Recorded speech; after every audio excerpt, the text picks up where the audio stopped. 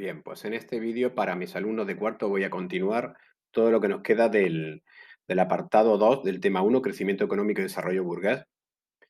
Esta es la segunda parte de este apartado porque en el primer vídeo nos centramos en la introducción y en el aumento demográfico. Venga, pues nos vamos en el libro de texto, en papel que tenéis, os vais a la página 8 y vamos a seguir a partir del desarrollo agrícola y manufacturero. Esto ya en clase lo hemos visto muy por encima, muy deprisa y aquí os voy a enseñar. Me voy a parar en algún detalle más y os voy a enseñar algunas imágenes para que lo comprendáis todo mejor. Venga, seguimos leyendo como siempre el texto. El crecimiento de la demanda estimuló la roturación de nuevas tierras para aumentar la producción agrícola, así como la introducción de nuevos cultivos, patata, maíz y técnicas. Todo ello inició el camino hacia la revolución agrícola de finales del siglo XVIII. Vale, pues este párrafo lo tenéis que aprender tal cual. La clave es que en ese crecimiento de la demanda, que es generado ese crecimiento gracias al aumento demográfico, que ya estudiamos en el vídeo anterior, pues esto estimula la roturación de nuevas tierras. Ya os dije que roturar tierras es poner en cultivo tierras que nunca lo habían estado antes, con todo el proceso de talar los árboles, arrancar toda la maleza, todos los matojos, conjunto de matorrales, quitar piedra, aplanar la tierra y ararla. Eso se llama roturar. Y entonces se ponen en cultivo nuevas tierras para satisfacer esa demanda, para aumentar la producción agrícola. Y además se introducen nuevos cultivos que vienen en su mayor parte de América, como la patata, el maíz, el tomate, también creo que os dije en clase, y aparecen nuevas técnicas de cultivo. Todo ello con todo ello se inició el camino hacia la revolución agrícola de finales del 18. De hecho, algunos historiadores piensan que para que se produzca la revolución industrial hubo antes una revolución agrícola en dos países, principalmente en los Países Bajos, en Holanda y en el Reino Unido. Bueno, eso será otro tema aparte. Ahora lo que vamos a ver es esos cambios en las técnicas, lo vamos a ver con un poco más de detalle. Ya recordaréis que en tercero estuvimos estudiando la agricultura y estudiamos también algunas técnicas agrícolas, ¿no? Para aumentar la producción. Bueno, la técnica más antigua que existe es la de la rotación bienal, porque todos sabemos que la tierra pues se empobrece si la cultivamos continuamente a lo largo de varios años. Pierde todas sus propiedades, todos sus elementos que permiten que el cereal, en este caso, pues se produzca en cantidad suficiente, ¿no? Entonces, ya desde la prehistoria y la antigüedad, lo que se hacía era, pues una parcela de tierra, ¿no? Un solar de tierra, se dividía en dos parcelas, una de ellas se cultivaba y la otra se dejaba en barbecho. Dejarla en barbecho significa dejarla descansar y dejar que allí pasten los animales para que se alimenten y así obtenemos carne con los animales, las cabras, las ovejas, las vacas, que se alimentan en esa parcela en barbecho y además con sus excrementos pues estamos abonando el suelo, ¿no? Al año siguiente se cultiva la parcela que estaba en barbecho y se deja en barbecho la que se cultivó el año anterior. Esa es la rotación bienal, rotación de 2 años, ¿vale? A lo largo de la Edad Media se pasó a la rotación trienal. En unos países antes, en otros más tarde. La rotación trienal ya supone 3 años, año 1, año 2 y año 3.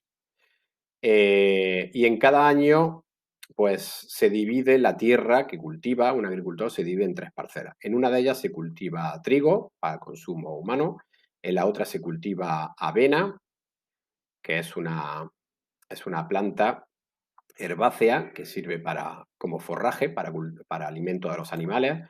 Podría ser avena, podría ser también cebada, como vemos aquí, nos fijamos aquí a la izquierda, cebada, guisantes, judías, ¿vale? La cebada servía tanto para consumo humano como animal y también para producir cerveza. Los guisantes y la judía, ¿no? Podría ser la otra opción también en la rotación trienal. Entonces, se cultiva una en trigo, otra para forraje y la tercera parte se dejaba en barbecho. Y así cada año se iban rotando las parcelas, ¿no? Al año siguiente la que fue de trigo pasa a ser de avena, la que fue de avena pasa a ser de barbecho y la que era de barbecho pasa a ser de trigo. Y así en el tercer año pues vemos esta evolución y cada parcela de todo el conjunto de tierra que cultiva el agricultor, pues descansa un año, se cultiva dos, ¿vale? Y así aumenta la producción, que es lo que vemos aquí a la izquierda. A lo largo del siglo XVII y XVIII se empieza a introducir un sistema que es el cuadrienal, o cuatrienal, mejor dicho, ¿vale? La D esta no sé dónde se ha colado, y que también se llama, es más conocido internacionalmente como el sistema Norfolk, que lo veis aquí, ¿vale? Consiste en eliminar toda tierra que quede en barbecho, es decir, todo se va a cultivar, todas las tierras, todo el conjunto del solar o de la parcela, vamos a llamarle mejor parcela, se cultiva, ¿vale? Y entonces tenemos que un año, pero se divide en cuatro partes. Una parte se cultiva con trigo, que es la base de la alimentación humana. Otra parte se cultiva con cebada, que sirve tanto para la alimentación humana como animal. Y otras dos partes se cultivan con trébol y con una de ellas y la otra con nabos u otros cultivos de raíz. Resulta que tanto el trébol como el nabo, los nabos y otros cultivos de raíz, perdón, pues no agotan la tierra, sino que la enriquecen, especialmente el trébol. Y sirven, especialmente el trébol también, como plantas de forraje para alimentar el ganado. Entonces, un año empezamos una parte con trigo, al año siguiente esa parte de trigo se cultiva con nabos que pueden comerlo, puede ser de consumo humano y animal, al año siguiente pasa a ser cebada, de consumo humano o animal y además eh, para la cerveza, para producir cerveza, y al año siguiente ese mismo trozo de la parcela se cultiva con trébol, ¿vale? Entonces se van rotando, todo se cultiva, ya no estamos dejando en barbecho que se llene de plantas silvestres y que los animales pasten ahí libremente, sino que se cultivan. Los animales ya no pastan ahí, sino que el resultado, la recolecta del trébol y de los nabos, con eso se alimenta a los animales pues, en cuadras. De esta manera aún estamos cultivando y aprovechando toda la parcela y, y estamos enriqueciendo al mismo tiempo, gracias al trébol y a los nabos, estamos enriqueciendo la tierra, con lo que la cosecha de trigo y de cebada será buena. Y estamos también consiguiendo pues, forraje, alimento para el ganado, con lo que vamos a aumentar también la producción de carne. Las ventajas del sistema son indudables. Aquí tenéis un detalle, ¿vale? Más de este sistema cuatrienal o de Norfolk. Cebada para elaborar cerveza, harina, alimento para el ganado, tréboles para alimento para el ganado, trigo para elaborar pan para consumo humano y nabos también para el ganado, ¿vale? Y otros cultivos de raíz. Y de esta manera se aumenta la producción. ¿De acuerdo? Este sistema se inició se aplicaba en lo que son las tierras de pan, tierras de trigo, ¿no? Se inició en el Reino Unido, en Holanda y se terminó extendiendo a buena parte de Europa. Más adelante ya lo que ocurrirá en el siglo XIX y siglo XX es que se introduce la maquinaria, aparecen los abonos artificiales y cambiará todo, ¿eh?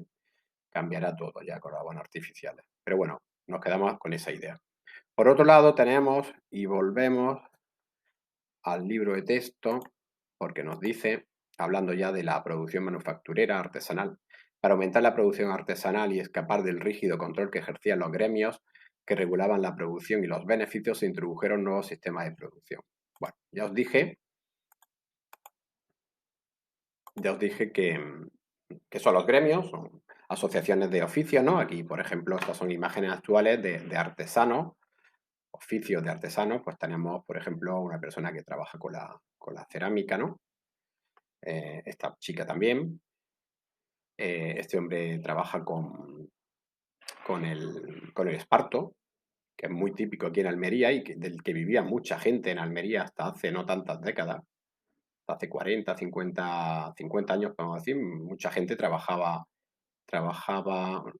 recolectaba esparto, que esto se cogía libremente en el campo, perdón, y trabajaba el esparto haciendo mil cosas, desde zapatos a mil herramientas de la vida agrícola y sillas y demás, haciéndolo con el esparto, ¿vale? Y aquí tenemos también pues la portada de un libro que nos habla de los artesanos medievales, ¿vale? Bueno, ¿qué ocurre? ¿Qué cambio se produce para sortear esa rígida reglamentación de los artesanos que controlaba la producción, los precios, las calidades? Todo esto lo he explicado con detalle en clase, con lo que aquí lo voy a abreviar un poco. Los gremios controlaban de tal manera la producción que impedían la competencia y la innovación, ¿vale? Y mantenían los precios estables.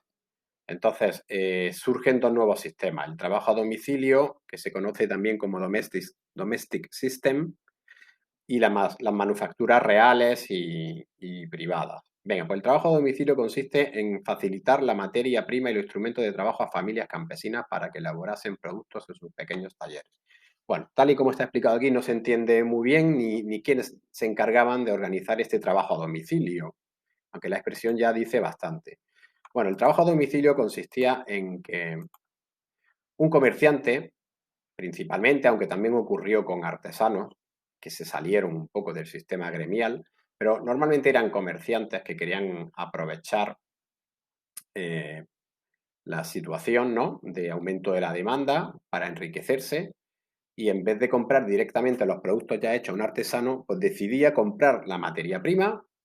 Tenemos un comerciante que compra pues, algodón, ¿vale? Compra la materia prima a un agricultor que ha cultivado algodón y se la distribuye a campesinos, no a artesanos, sino a campesinos, cada uno en su casa, ¿vale? Una familia de campesinos en la que parte de la familia no trabajaba la tierra y entonces quedaba en casa pasando horas desocupadas, pues de esta manera podían buscarse un sobresueldo, un sueldo más para la casa. O los campesinos en determinadas épocas del año, sobre todo en invierno, no trabajaban porque ya habían sembrado y esperaban a que las plantas crecieran, ¿no?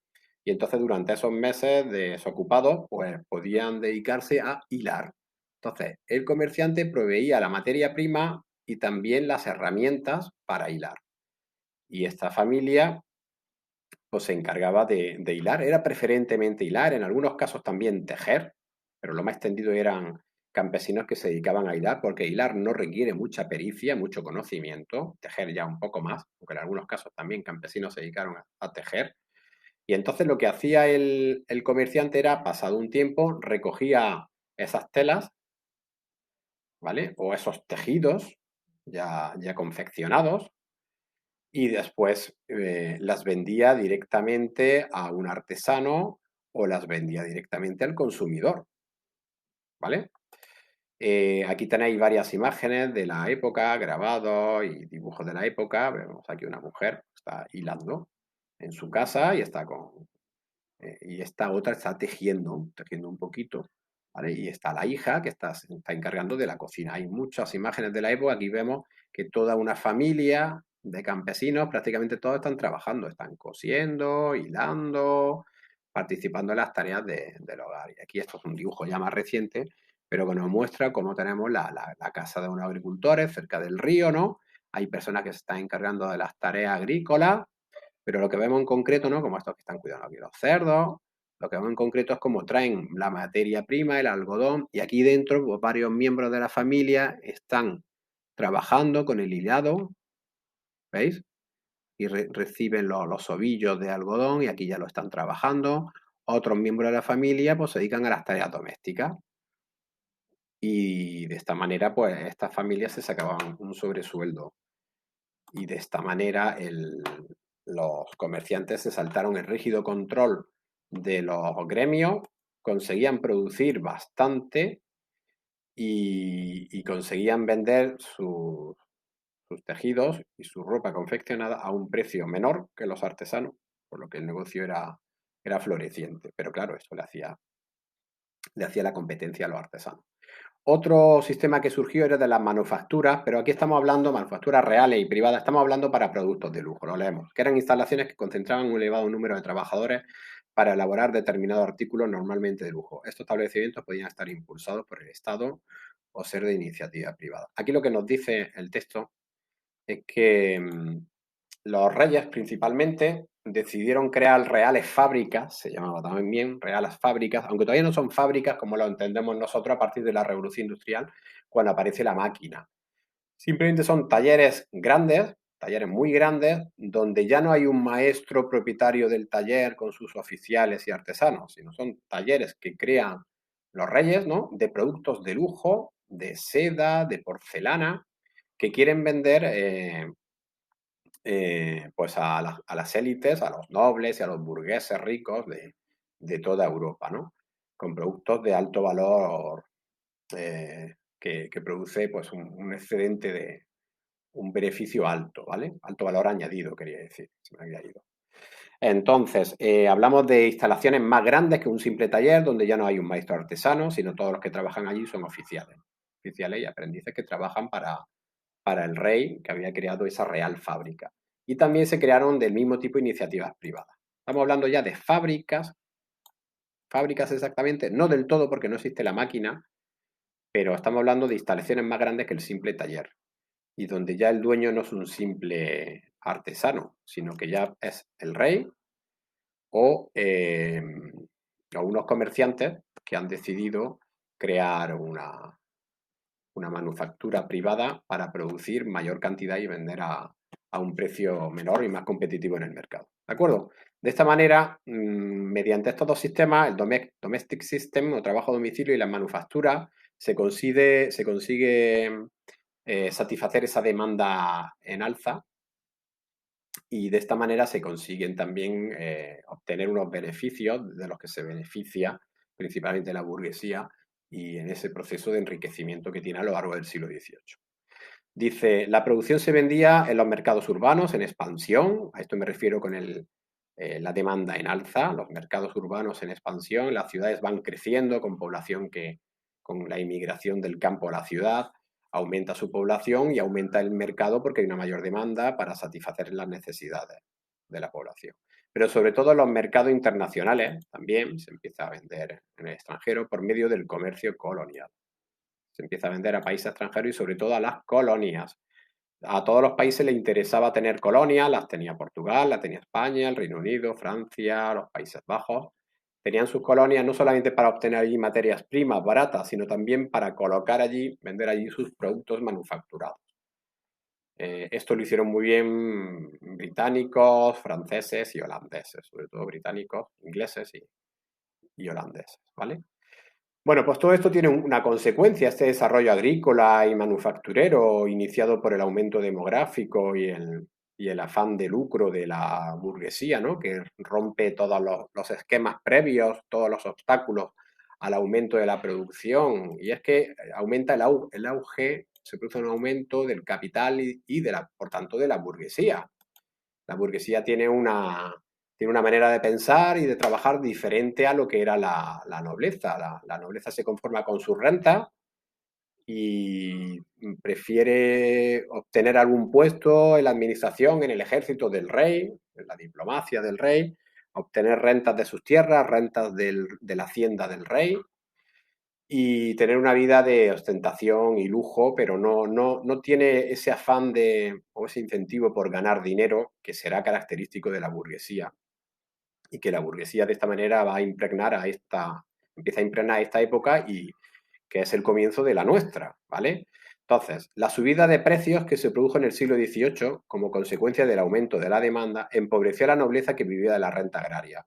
Los nobles vieron cómo las rentas que recibían de, la, de las tierras que arrendaban a agricultores, esas rentas se mantienen congeladas, no aumentan, ¿vale?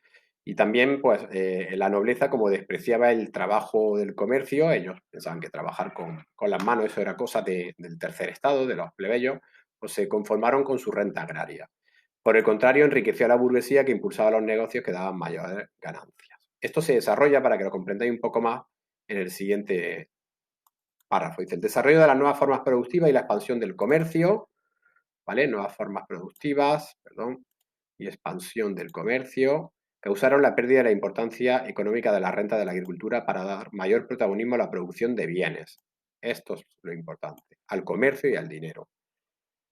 La riqueza en la Edad Media y en la Edad Moderna hasta el siglo XVIII se medía por la cantidad de tierras que tenía una persona, ¿vale? Con una productividad baja, porque la tierra, pues ya sabéis que se agotaba y había que aplicar el sistema trienal, pues cuanta más tierras tenía una persona, más beneficios le daba.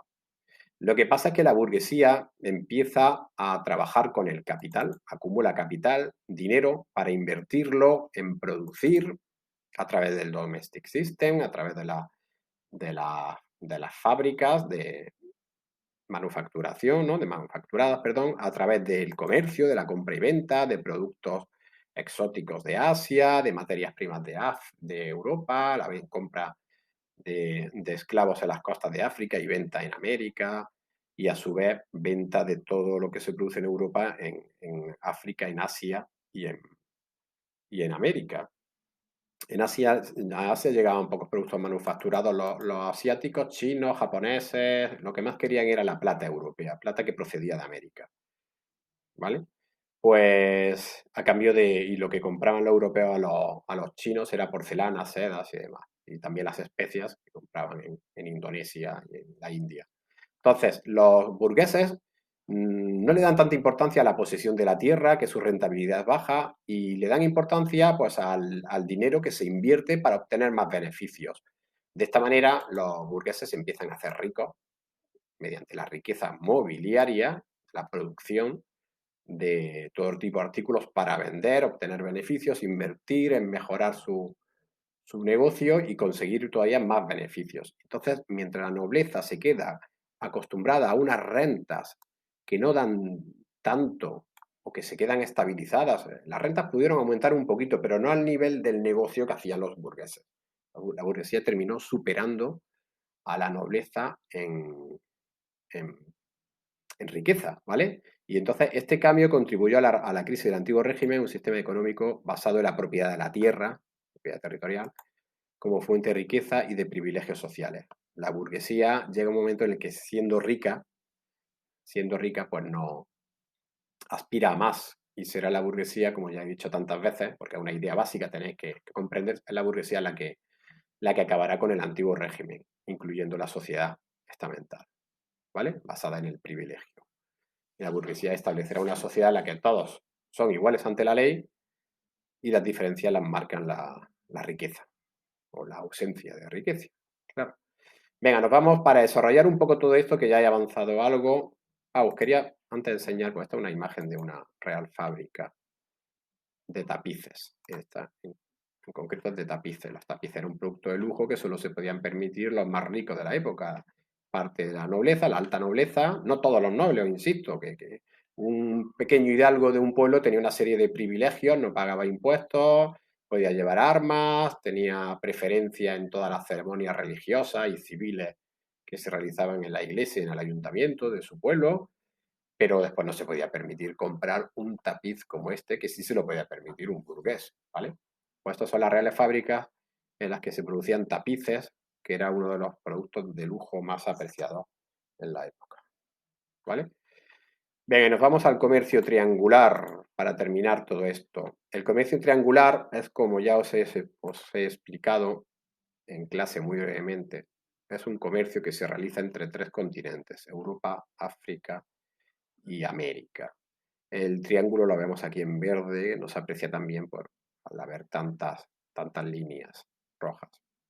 El comercio triangular consiste en un comercio marítimo con los territorios extraeuropeos, África y en este caso al ser triangular nos referimos en concreto a África y América, que tuvo su gran auge en el siglo XVIII, que ya viene de antes, del siglo XVII y del XVI. Los comerciantes europeos de Gran Bretaña, de Holanda, de España, Francia y Portugal, de estos países, empiezan a participar tímidamente también los daneses, principalmente estos 5 países, intercambiaban productos manufacturados de Europa por materias primas. Algunos productos coloniales, como el azúcar, el café, el algodón, se hicieron habituales en Europa. La base de este comercio era el llamado comercio triangular, que tenía en el tráfico de esclavos de raza negra un elemento esencial. Los esclavos eran apresados en África, trasladados a América y vendidos allí para trabajar de manera infrahumana en las plantaciones. El destino de los esclavos era sobre todo la zona del Caribe, Brasil y las costas inglesas de Norteamérica. Los beneficios obtenidos con el comercio colonial eran muy altos, lo que favoreció la proliferación de mercaderes, banqueros, prestamistas, así como un mayor desarrollo de los bancos y las compañías comerciales.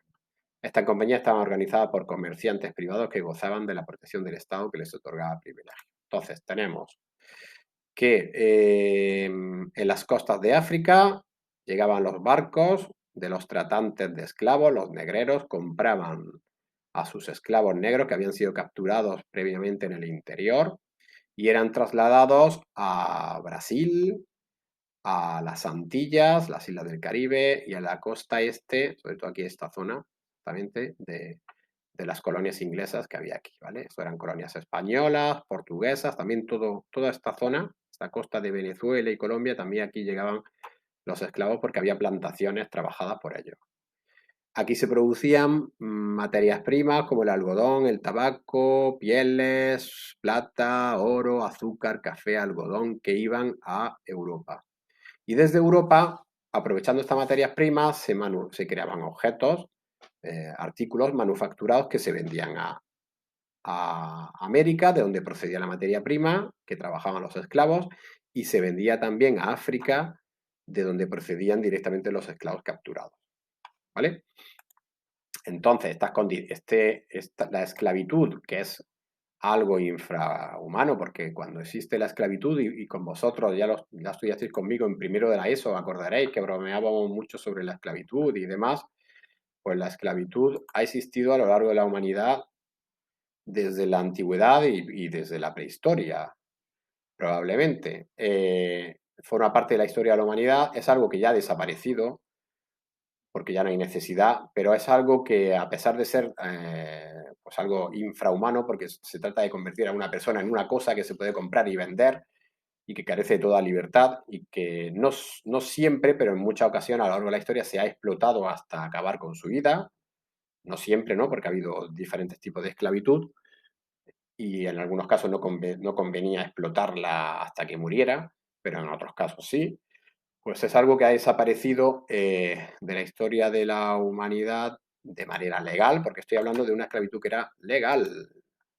Siempre va a haber gente, y de vez en cuando en noticias nos enteramos de personas inmigrantes que estaban encerrados en talleres desde que llegaron a España de manera ilegal, y allí los mantenían trabajando horas y horas a cambio de comer y de pagar el viaje que habían realizado para llegar a España, ¿no? Y eso es una esclavitud encubierta o oculta, mejor dicho, pero es una esclavitud que ya es ilegal, porque no existe en ningún país. Hasta los años 30 ha existido la esclavitud en algunos países, o algunas zonas, según la costumbre, la permitían.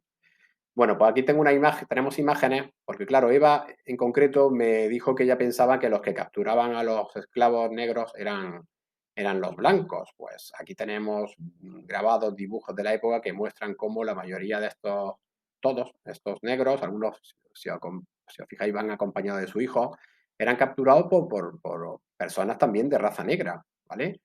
Estos vivirían en la costa y recibían el encargo de los negreros blancos para comprar esclavos. Y entonces estos que veis que llevan esas armas de fuego, ¿no?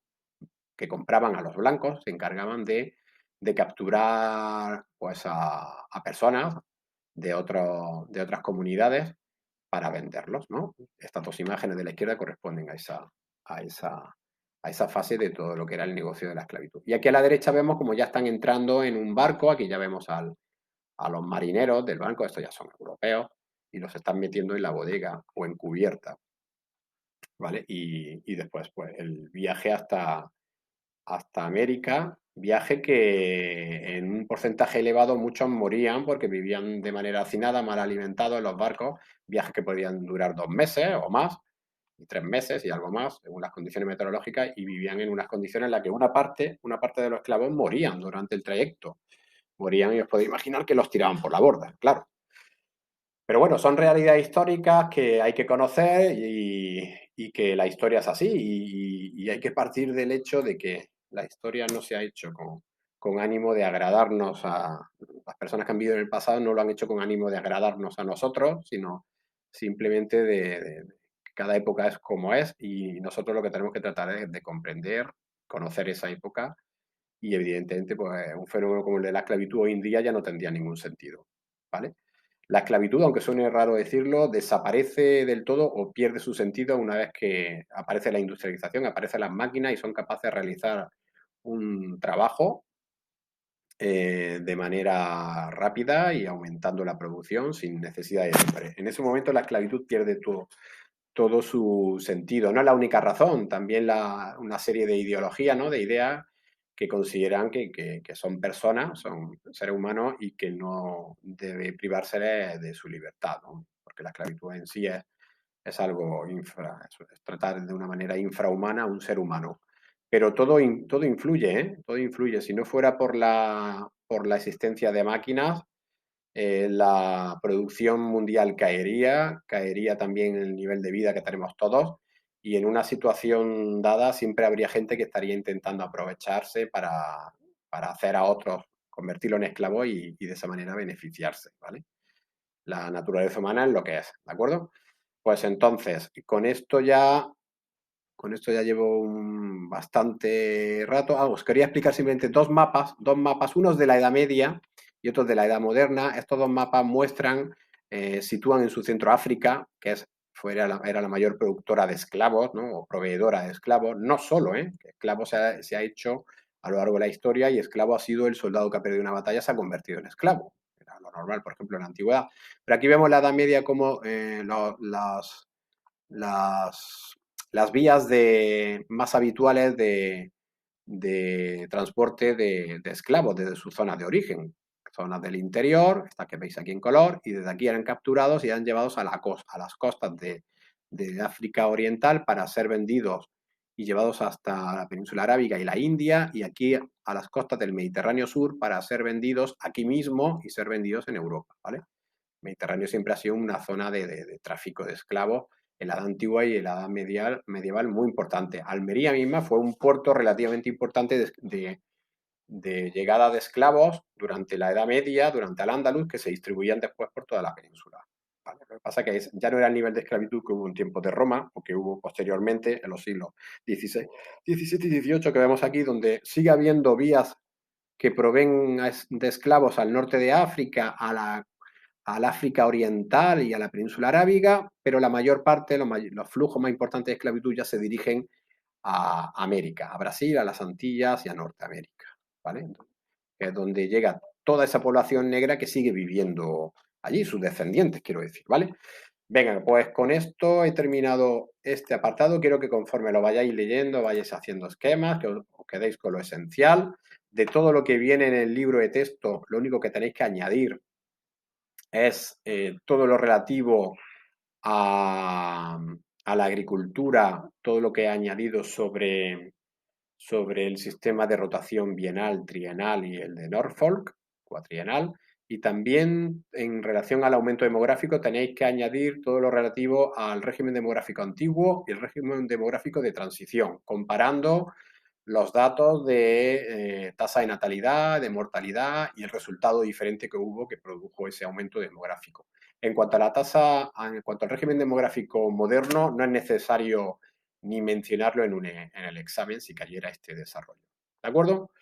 Y lo último que os voy a colgar son un vídeo o unos vídeos sobre una película que se llama El perfume, basada en una novela de Patrick Süskind, del mismo nombre, El perfume, que cuenta muy bien cómo eran las condiciones de vida, de suciedad, de mala higiene que había en la Europa del siglo XVIII, donde se empiezan a producir unos primeros cambios en higiene, como cité, el uso de cubiertos, de ropa interior, etcétera, y que permiten el crecimiento, es una de las razones que permiten el crecimiento demográfico, ¿vale? Pero os mostraré pues algún vídeo de la película que pueda mostrar ese nivel de suciedad que hoy en día para nosotros es inimaginable, ¿vale?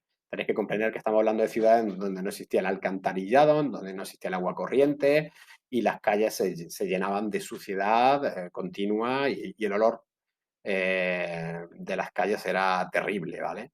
La gente se embozaba a veces para evitar el olor o llevaban botas para pisar por toda la suciedad, los excrementos, los orines que se iban acumulando en las calles, ¿vale? de personas y de animales, y de caballos, que era el medio de transporte principal, etcétera, etcétera. Esta película tiene una historia propia, ¿no? Que una trama que la de un personaje, un chico que tiene muy desarrollado el sentido del olfato, y la trama en sí es muy interesante, es todo ficción, no está basado en un caso real, pero sí muestra, sobre todo al principio de la película y a lo largo de toda ella, muestra pues, un poco cómo era la vida en aquellos tiempos, cómo eran los trabajos. Se ve también las diferencias muy bien entre la nobleza y la alta burguesía y las clases populares. Y, y nada, pues os pondré para que podáis ver y que os guste. Venga, un saludo. Hasta luego.